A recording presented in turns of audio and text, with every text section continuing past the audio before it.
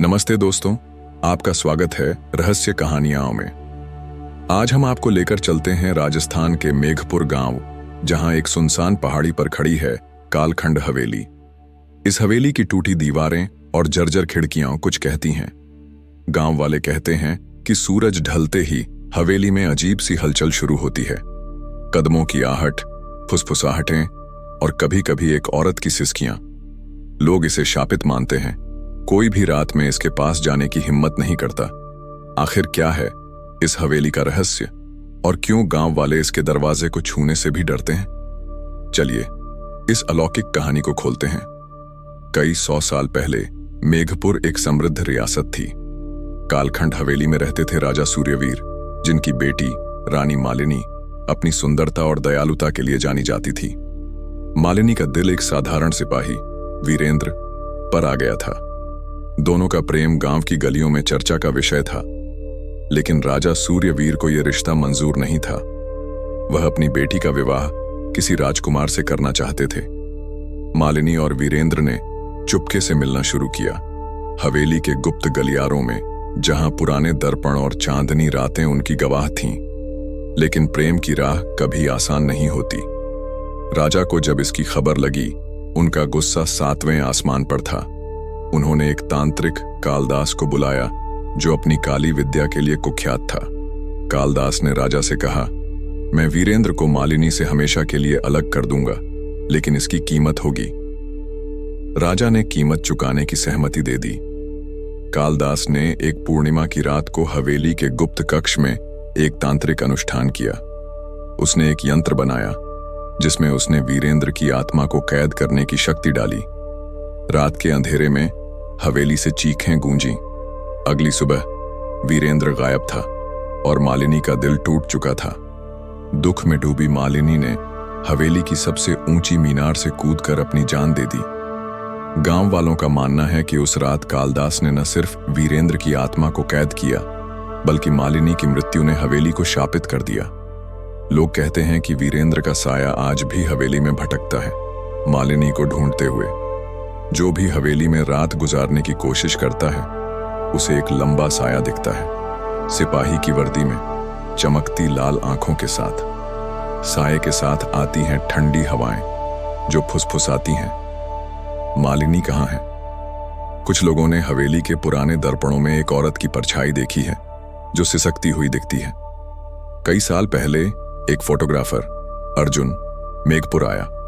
वह पुरानी हवेलियों की तस्वीरें खींचने का शौकीन था।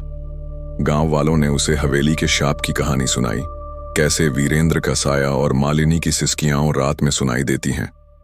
लेकिन अर्जुन को ये सब लोक कथाएं लगीं। उसने ठान लिया कि वह हवेली में रात बिताएगा और सच्चाई का पता लगाएगा। उसने अपने कैमरे, टॉर्च और रिकॉर्डर के साथ हवेली में कदम रखा।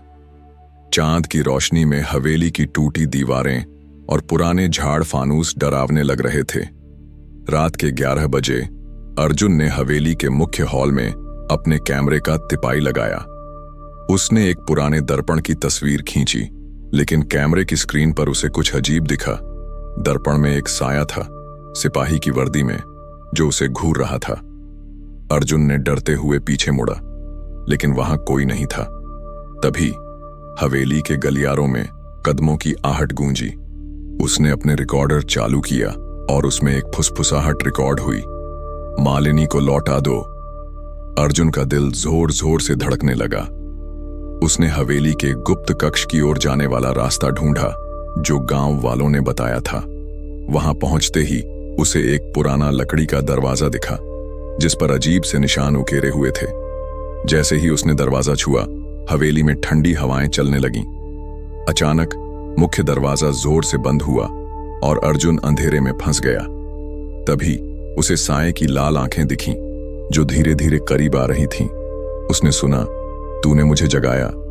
अर्जुन की चीखें हवेली में गूंजी, लेकिन बाहर कोई सुनने वाला नहीं था। तभी एक बूढ़ा साधु रघुनाथ बाबा हवेली के दरवाजे पर प्रकट हुआ। उसने अपने मंत्रों और एक छोटे से शिवलिंग की शक्ति से साये को पीछे हटाया। अर्जुन बेहोश हो चुका था। जब वह होश में आया, रघुनाथ बाबा ने उसे बताया कि कालदास का तांत्रिक यंत्र हवेली के गुप्त कक्ष में छिपा है। उस यंत्र ने वीरेंद्र की आत्मा को कैद किया है और मालिनी की आत्मा भी उसी शाप की वजह से हवेली में भटक रही है। रघुनाथ बाबा ने कहा, यह शाप तभी टूटेगा जब कोई सच्चे मन से मालिनी और वीरेंद्र को एक कर दे, लेकिन यंत्र को छूने वाला खुद शाप का शिकार हो सकता है।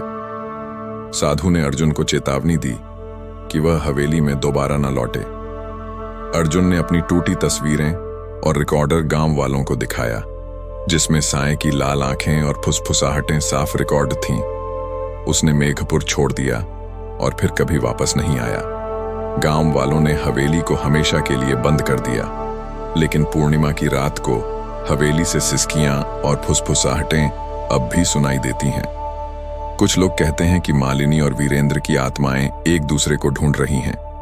कुछ का मानना है कि रघुनाथ बाबा ने हवेली के पास एक गुप्त पूजा की थी जो तांत्रिक यंत्र की शक्ति को रोक रही है। लेकिन सवाल यह है, क्या कोई सच्चा भक्त इस शाप को तोड़ पाएगा? क्या मालिनी और वीरेंद्र कभी एक हो पाएंगे? दोस्तों, कालखंड हवेली का रहस्य आज भी अनसुलझा है।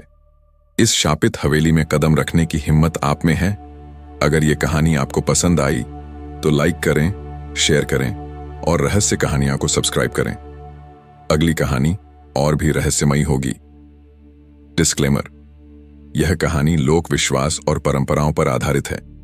वीडियो में प्रयुक्त चित्र AI द्वारा निर्मित कलात्मक छवियां हैं जो मनोरंजन और भारतीय संस्कृति से जोड़ने के लिए हैं। रहस्य कहानियां किसी अंधविश्वास का समर्थन नहीं करता। जय जगन्नाथ।